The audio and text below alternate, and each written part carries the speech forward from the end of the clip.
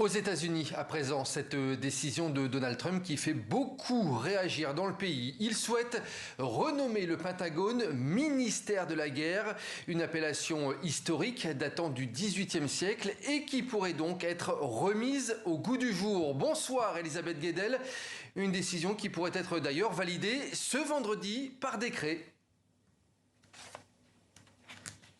Et oui, le retour promis par Donald Trump d'une Amérique forte et puissante, eh bien, ça passe par des changements de nom, selon le président américain.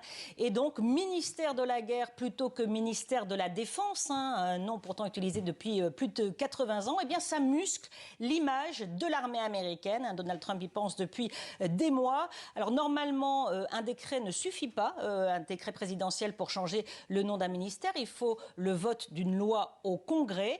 En attendant, donc, ce décret qui va être signé aujourd'hui, eh bien, ça va surtout autoriser les membres du Pentagone d'utiliser des noms comme secrétaire ou secrétaire adjoint du ministère de la guerre. En attendant le vote au Congrès, d'ailleurs, Donald Trump s'est dit très confiant que les parlementaires allaient le suivre. Vous savez, l'administration Trump mène une véritable bataille, une véritable guerre, même sans mauvais jeu de mots, sur tout ce qui peut faire woke dans l'armée. Il y a vraiment une reprise en main de l'image de l'armée américaine. Ça passe par la suppression des sites qui font référence à des personnalités de couleur dans l'histoire militaire américaine, des sites sur la diversité.